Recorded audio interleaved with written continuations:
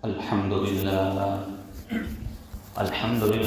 نحمده ونستعينه ونستغفره ونؤمن به ونتوكل عليه ونعوذ بالله من شرور أنفسنا ومن سيئات أعمالنا من يهده الله فلا مضل له ومن يضلله فلا هادي له ونشهد أن لا إله إلا الله وحده لا شريك له ونشهد أن سيدنا ونبينا ومولانا محمدا عبده ورسوله صلى الله تعالى عليه وعلى آله وصحبه وبارك وسلم تسليما كثيرا كثيرا أما بعد قال الله تبارك وتعالى ألم تر أن الله أنزل من السماء ماء فأخرجنا به ثمرات مختلفا ألوانها ومن الجبال جدد بيض وحمر مختلف ألوانها ومن الناس والدواب والأنعام مختلف ألوانه كذلك إنما يخشى الله من عباده العلماء إن الله عزيز غفور. میرے محترم بزرگوں، دوستوں، دینی اور ایمانی بھائیوں،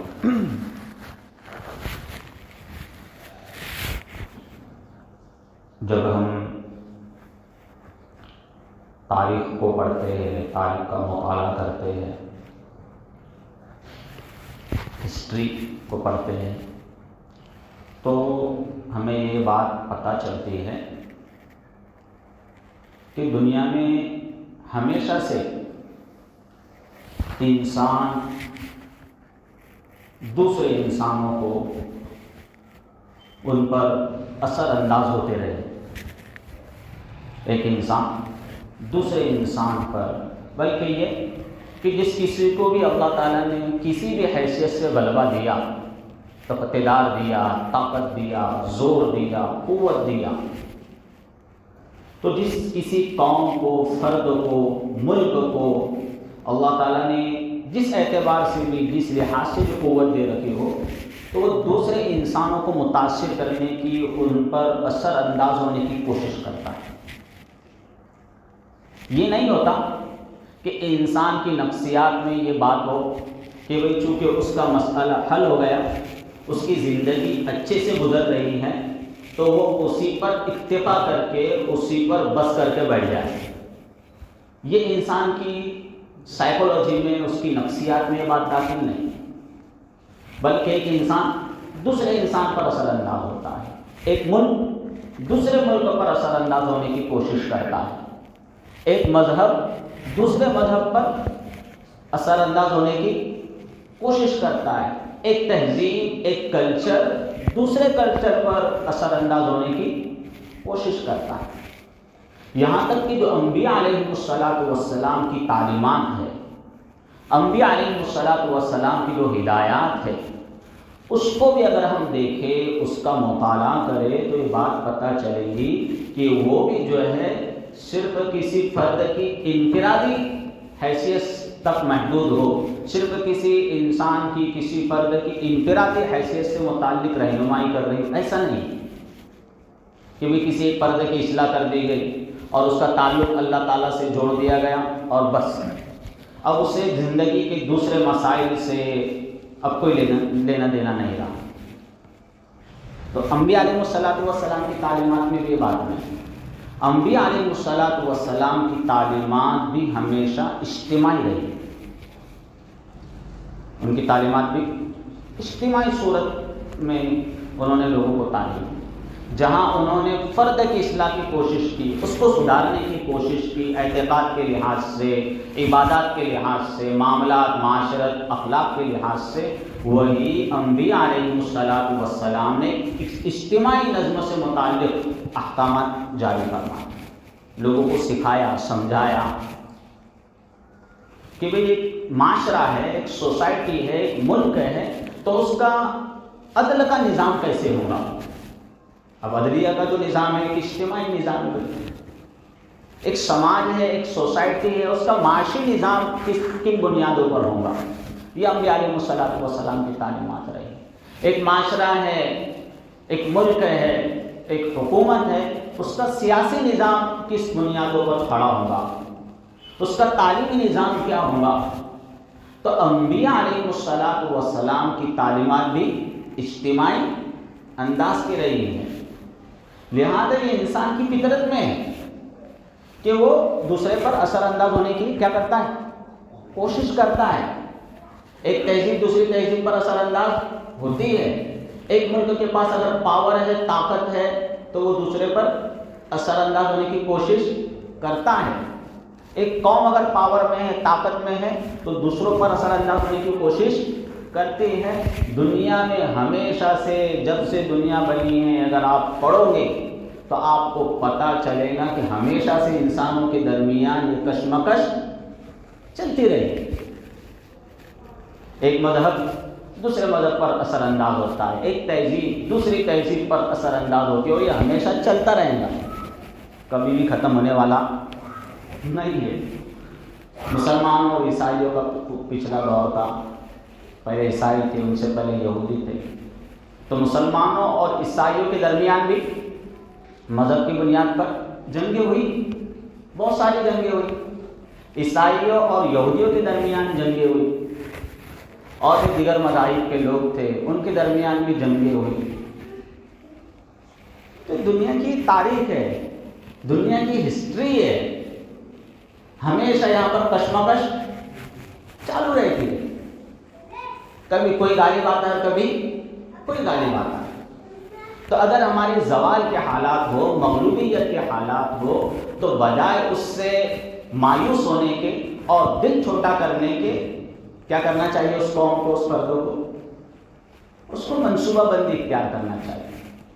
ابھی اگر ہم ماضی قریب کے حالات کا مطالعہ کریں، اس کو پڑھیں، 150-200 سال پہلے کے جو حالات یہاں پر گزرے ہیں، بالخصوص ہمارے بھارت، پاکستان، بنگلہ دیش، جس کو بر صغیر کہا جاتا ہے، یہاں کی اگر ہم تاریخ اٹھا کر دیکھیں، اس کو پڑھیں، کیونکہ ہمارے پڑھنے کا رواج نہیں ہے، موبائل سے ہم کو چھٹی نہیں مل رہی ہے، اگر اس سے اگر ہم کو چھٹی ملے یا موبائل ہی کے اندر کچھ پڑھے، کیونکہ موبائل کے اندر بھی بہت سارا مواد ہے، اسی کے اندر اگر انسان پڑھے تو اس کو پتہ چلے گا کہ ابھی جو 150-200-250 سال جو گزرے ہیں، اس پر جو اس وقت کی جو ایک تہذیب ہے، جس نے انسانوں کے دل و دماغ پر اثر ڈالا ہے، جس تہذیب نے، جس کلچر نے انسان کے جو دل و دماغ ہے اس پر قابو پایا ہے، اس پر غالب آیا ہے، جسے مغربی تہذیب کہتے ہیں، مغربی کلچر کہتے ہیں۔ تو یہ جو تہذیب ہے، اگر آپ اس کا مطالعہ کریں، اس کو پڑھیں پچھلے 150-200 سال کو، تو آپ کو پتہ چلے گا کہ یہ بھی بڑی عجیب و غریب تہذیب ہے، جس نے انسانوں کو کچھ راحت تھوڑی بہت پہنچائی ہے، لیکن زیادہ تر کیا پہنچایا بھائی؟ نقصان ہی پہنچایا۔ لوگوں میں بے حیائی، بے شرمی، ننگا پن، لوگوں کے اندر مادہ پرستی، ڈپریشن، فرسٹریشن، ٹینشن، یہی دیا اس نے بھی انسان کو۔ یہ سارے کے سارے اس کے انڈے بچے ہیں۔ نعرے بڑے خوشنما ہے، لیکن نعرے بڑے اٹریکٹیو ہے اس تہذیب کے۔ نعرے کیا ہیں؟ انسانوں کے حقوق، ہیومن رائٹس، عورتوں کے حقوق، ویمن رائٹس، عورتوں کی آزادی، بھائی اور کیا نعرہ؟ اظہار رائے کی آزادی، فریڈم آف اسپیچ۔ نعرے کتنے خوشنما ہیں، اور کسی کو بھی نعروں سے اختلاف نہیں ہو سکتا۔ کون کہے گا کہ عورتوں پر ظلم ہونا چاہیے؟ کون نہیں چاہتا کہ انسانوں کے درمیان مساوات ہونا چاہیے، ایکوالٹی ہونا چاہیے؟ ہر شخص یہ کہے گا کہ ہاں بھائی صحیح بات ہے، ایکوالٹی تو لوگوں کے درمیان ہونا چاہیے، عورتوں پر کبھی بھی ظلم نہیں ہونا چاہیے۔ لیکن جب ان نعروں کے جو تفصیلات ہے، اس کا جو فلسفہ ہے، ان نعروں کے پیچھے کی جو حقیقت ہے، جب وہ انسانوں کے سامنے آتی ہے، اس کی تفصیلات آتی ہے، تو بہت ہی بھیانک چہرہ اس کے پیچھے، بہت ہی ان نعروں کے پیچھے عورتوں کی آزادی اور عورتوں کے حقوق، انسانوں کے حقوق اور اظہار رائے کی آزادی۔ اب اظہار رائے کی آزادی تو بھئی کوئی لامحدود تو نہیں کہ کسی کے نبی پر بھی آپ یعنی کہ اظہار رائے کے عنوان سے یا کسی کی معزز شخصیات پر کسی کے باپ کے بارے میں آپ نے کچھ غلط سلط کہنا شروع کر دیا. اس سے کہا کہ اس کے کھلا کے باپ کو تو اتنا گالیاں کیوں دے رہا ہے, غلط سلط کیوں کرتا ہو گئی, اظہار رائے کی آزادی ہے, تو اس سے کیا کہا جائے گا کہ بھائی اظہار رائے کی آزادی تو لامحدود تھوڑی ہے, اس کے بھی کچھ اصول اور ضوابط ہے کہ کسی کا احترام بھی اس کی وجہ سے متاثر نہیں ہونا چاہیے. تو نعرے بڑے خوشنما ہیں, لیکن جب انسان اس کی پیچھے کی دنیا کو دیکھتا ہے تو بڑا ہی مخروب اور بھیانک چہرہ اس کو نظر آتا ہے, جس سے آج کل جو یورپ ہے, جو مغرب ہے, جوجھ رہا ہے, بڑی مشکل حالات سے گزر رہا ہے. آج ایک اخبار تھا, صبح میں دیکھا, وہ جاپان کی خبر تھی کہ وہاں پر جو ہے وہاں کی حکومت نے قانون یہ بنایا کہ اب ہفتے کے اندر بھائی 3 دن ہی آفس ہوں, 4 دن چھٹی. کیوں؟ تاکہ اولاد کی تعداد بڑھے, گھر پہ رہنے کو تھوڑا بتاؤ. اتنا یعنی کہ متاثر ہو گیا وہ, جو اخلاقی بحران کے اندر اتنا مبتلا ہو گیا کہ آبادی گھٹتے گھٹتے دوستی کا رواج چل پڑا, نکاح کا رواج ختم ہوا, تو نوبت یہاں تک آ پہنچی. تو نعرے تو بڑے خوشنما ہیں. تو مغرب میں نے بھی جو ہے دوسرے لوگوں کو متاثر کرنے کی کوشش کی, ان پر غالب آنے کی کوشش کی, لیکن لوگوں کو جو دیا وہ بہت زیادہ نقصان دیا فائدے کے بنسبت.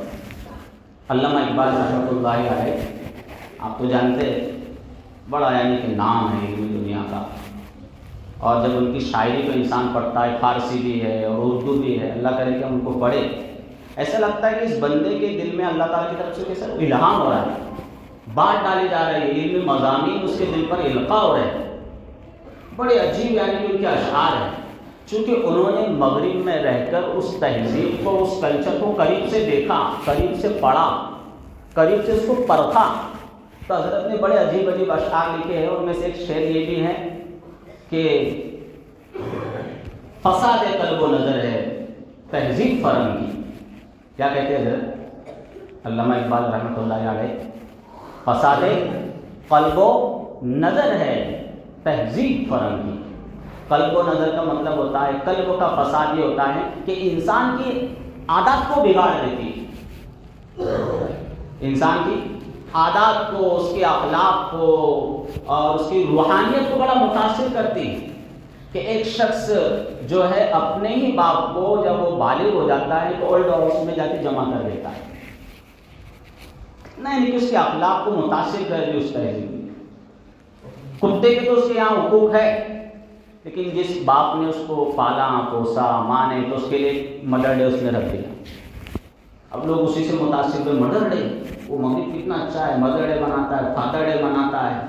تو جو سال بھر اس کا باپ, اس کی ماں جو اولڈ ہاؤس میں پڑی ہوئی, اس کا کیا؟ ہیومن رائٹس, ہیومن رائٹس, اور انسانوں کے حقوق, انسانوں کے حقوق, لیکن وہ انسانوں کی طرح باپ نہیں ہے. سب سے پہلے تو باپ ہے. اسلام صرف مبہم نعرہ نہیں دیتا کہ انسانوں کے حقوق, انسانوں کے حقوق. اسلام بتاتا ہے کہ باپ کے حقوق یہ ہے, ماں کے حقوق یہ ہے, بیٹے کے حقوق یہ ہے, بیٹی کے حقوق یہ ہے, پڑوسی کے حقوق یہ ہے, بھائی کے حقوق یہ ہے. ہر شخص کے لیے انفرادی طور پر ان کے حقوق کو بیان کیا جاتا ہے. جانوروں کے حقوق ہیں. اب جانوروں کے حقوق کو اتنا مغرب میں اچھالا, جانوروں کے ساتھ کتنا اچھا رہتے ہیں, کتنا پیار کرتے ہیں, لیکن جو بیٹا ہے اس کی طرف دھیان دینے کو تیار ہے. کتے کو تو میراث دینے کو تیار ہے, بلی کو میراث دے رہا ہے, اس کو پراپرٹی دے رہا ہے, بیٹے کو پراپرٹی دینے کے لیے, کیونکہ بیٹا میرے پاس آتا ہی نہیں, تو بیٹے کو حقوق ہے. اسلام کہتا ہے کہ چاہے بیٹا کیسا ہی ہو, نالائق ہو, لیکن بہرحال وہ بیٹا ہے, اس کو بھی تمہاری میراث میں سے حصہ ملے گا. کتے بلی کا کیا ہے؟ تو اس مغرب کے پاس نعرے بڑے متاثر کن ہیں. اس کو اقبال فرماتے ہیں کہ فساد قلب, انسان کے عادات کو, اس کے اخلاق کو, اس کی روحانیت کو مغرب کی جو تہذیب ہے کیا کرتی ہے؟ متاثر کر دیتی ہے, بگاڑ دیتی ہے, اور اس کی نظر کو بھی بگاڑ دیتی ہے. نظر کہتے ہیں دلیل کے اعتبار سے کسی چیز سے متاثر ہو جانا.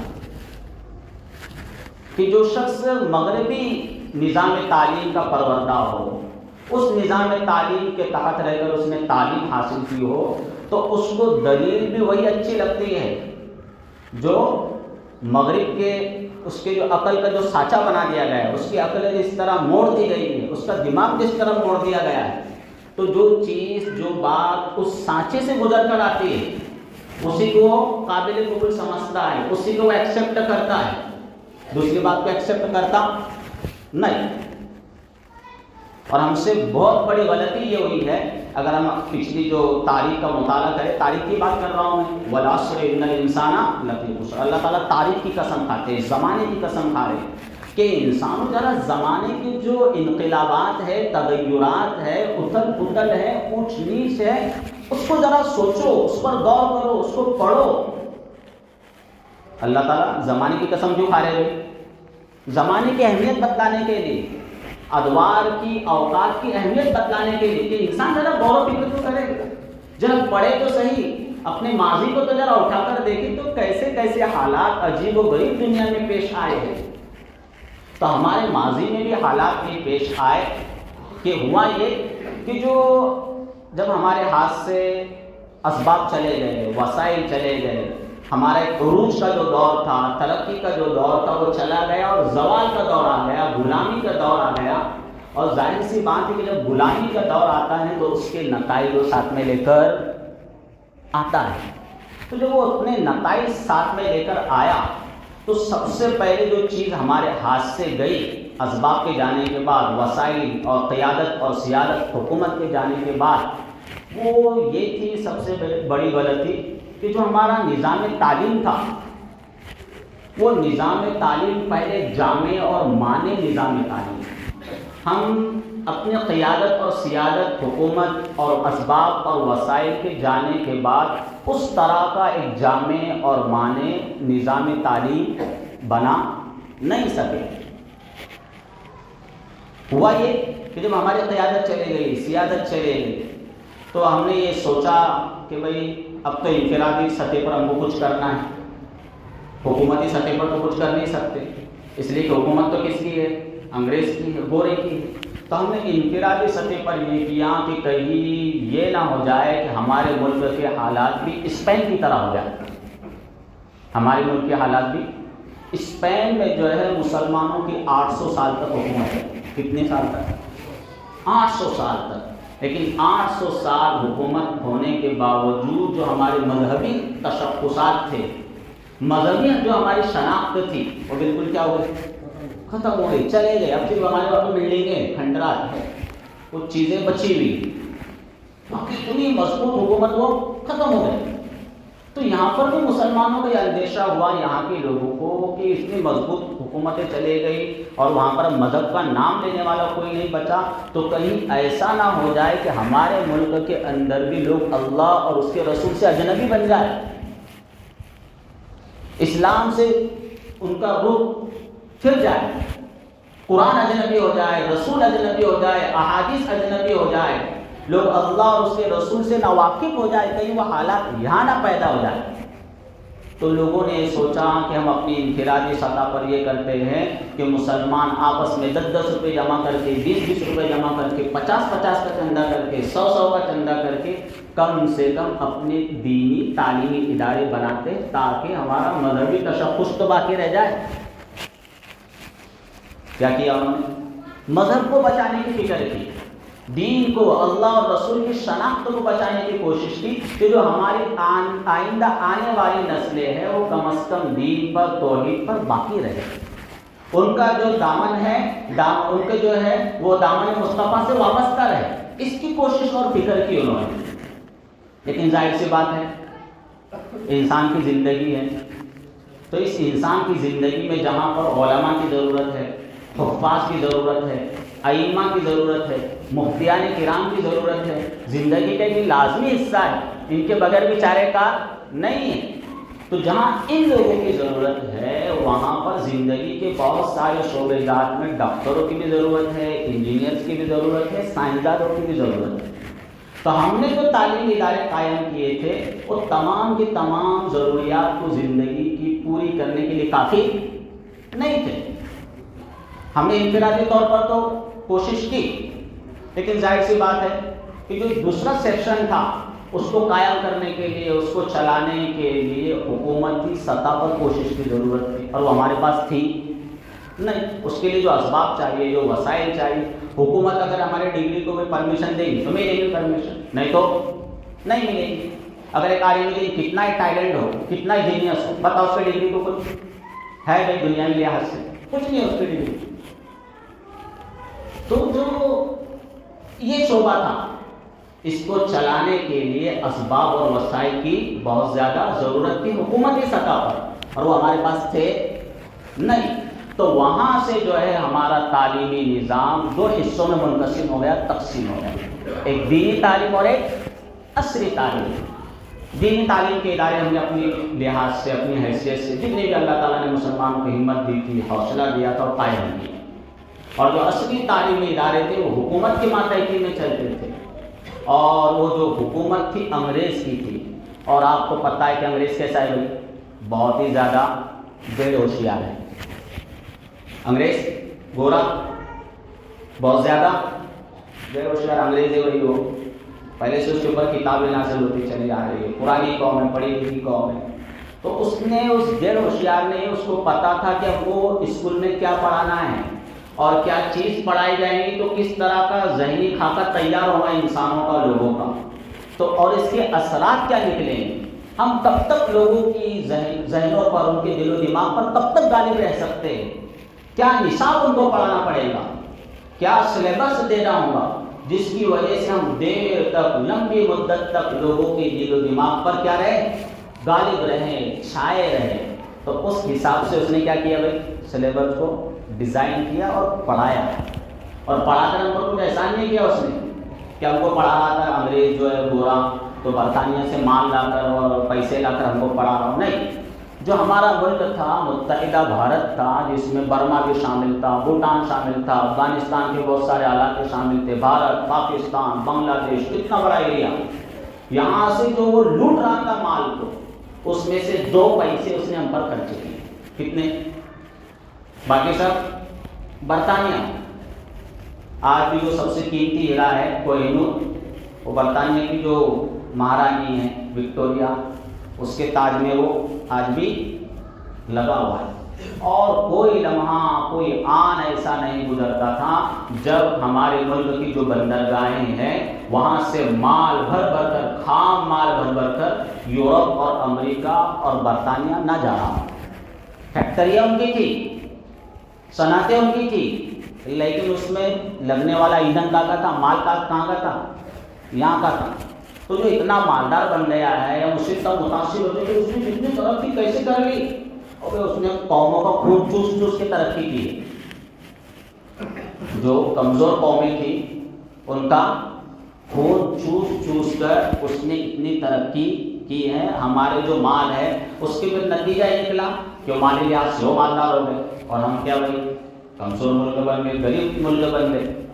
اور علمی لحاظ سے بھی یہ ہوا کہ گورے نے جو کچھ پڑھایا تو اس نیت سے نہیں پڑھایا، اس نیت سے تعلیمی ادارے نہیں قائم کیے کہ یہ جو قوم اپنے پیروں پر کھڑی ہو جائے اور دنیا کی قیادت سیادت کرے، اس نیت سے پڑھایا کہ ہمیں جو ہے اپنی صنعتوں میں کام کرنے کے لیے کون ملے، بندے ملے، نوکر ملے۔ کس نیت سے پڑھایا؟ یہ اپنے پیر پر کھڑے ہو جائے، دنیا کی قیادت کرے، دنیا کی سیادت کرے، دنیا کو لے کر چلے، اس نیت سے۔ اور ایسے افراد اور ایسا سلیبس بھی اس نے تیار کیا ہی نہیں، اس نے سلیبس ایسا بنایا، نصاب ایسا بنایا، صرف کیا بنے بھائی، کام کرنے والے بندے ملے جو ہمارا کام کر سکے، بس جن کے اندر امنگ ہو، اولو العزمی ہو، بلند ہمتی ہو، حوصلہ ہو، جو دنیا کو بدل کے رکھ دینے کا ایک عزم رکھتے ہو، ایسے بندے تیار کرنا اس کا مقصد تھا ہی نہیں۔ اس کو بندے مل رہے بھائی اس کے سلیبس سے۔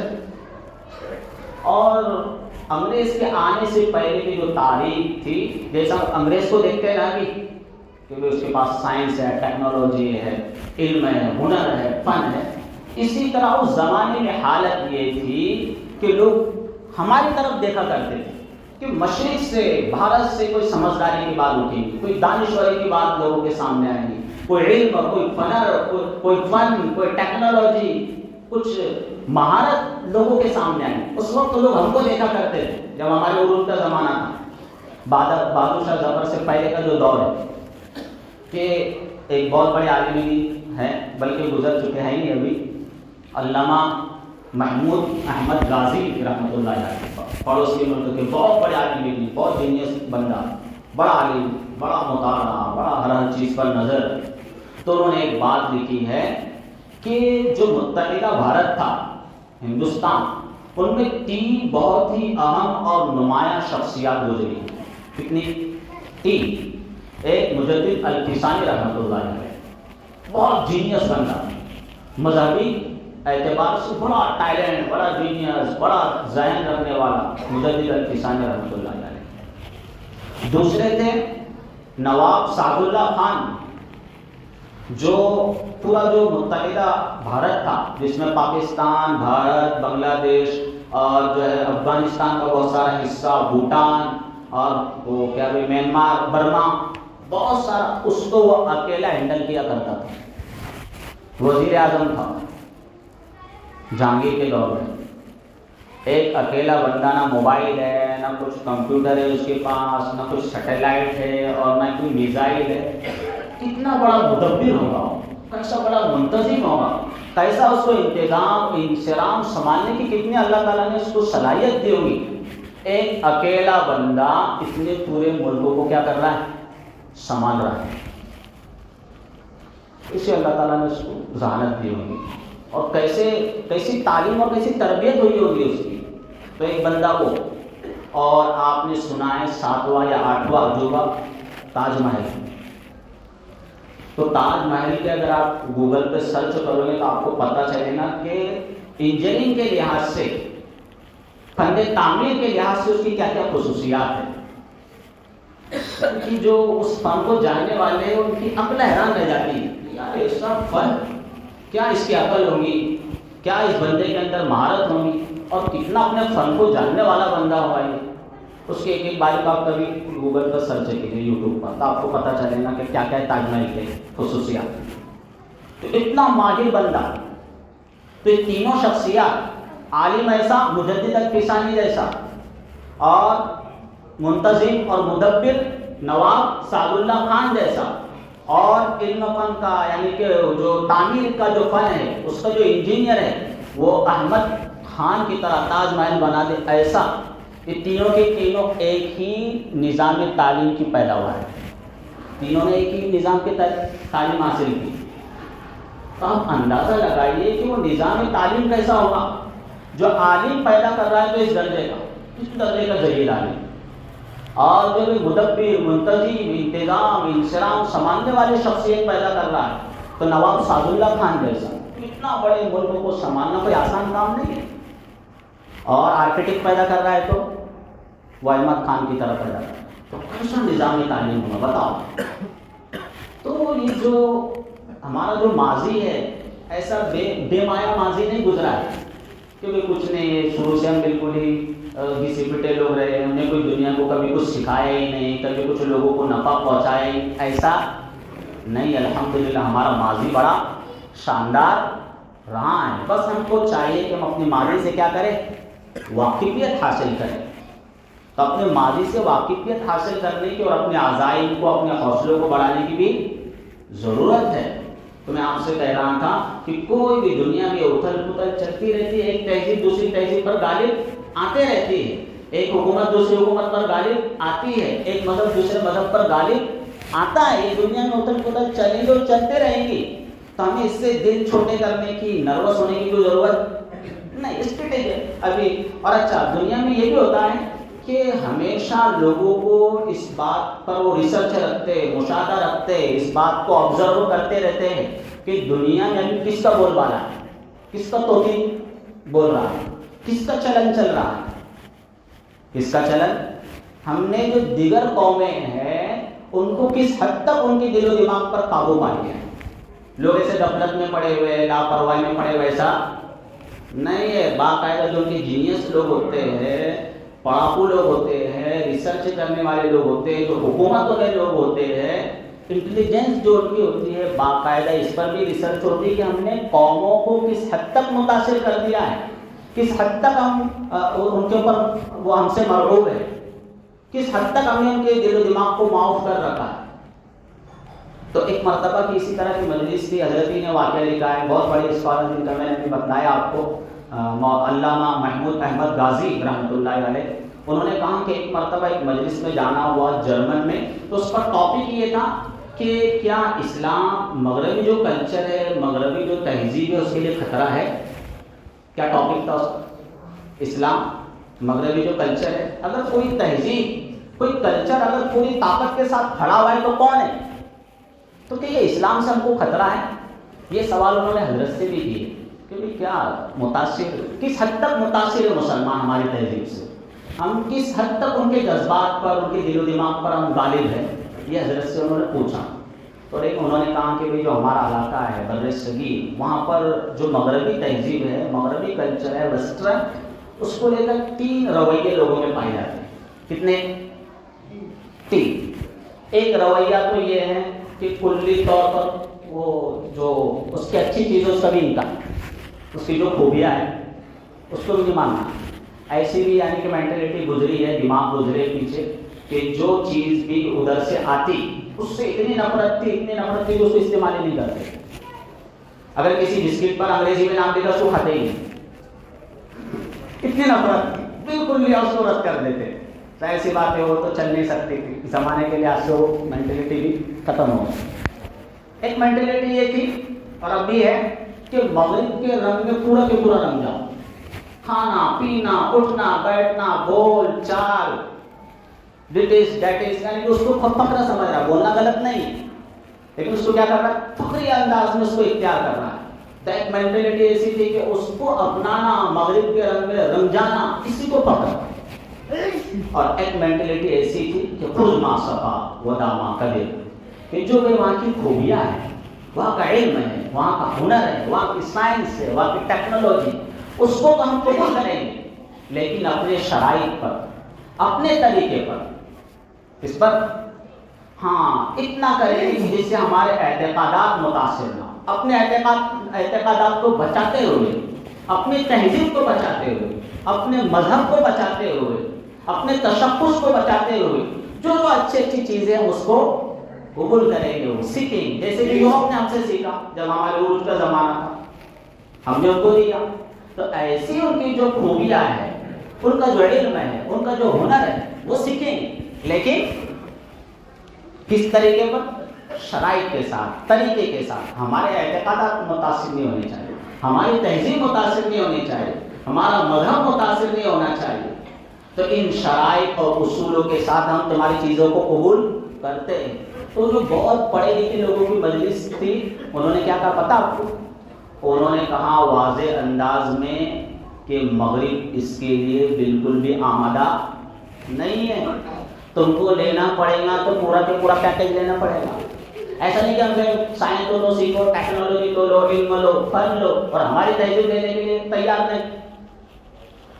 تہذیب لینے کا ٹائم آ رہا ہے تو کہہ رہے کہ نہیں یہ ہمارے اعتقادات سے ٹکراتی، ہمارے مذہب سے ٹکراتی، ہمارے رسول کی تعلیمات سے ٹکراتی. یہ ایسا نہیں چلنے لینا. یعنی کہ ان کے کہنے کا مطلب یہ تھا کہ ہم بھی اتنے سادے نہیں، ایک چیز لینے نہیں دیں گے، ایک چیز لینے نہیں، تمہارے ذہن و دماغ کو متاثر کرتے رہیں گے.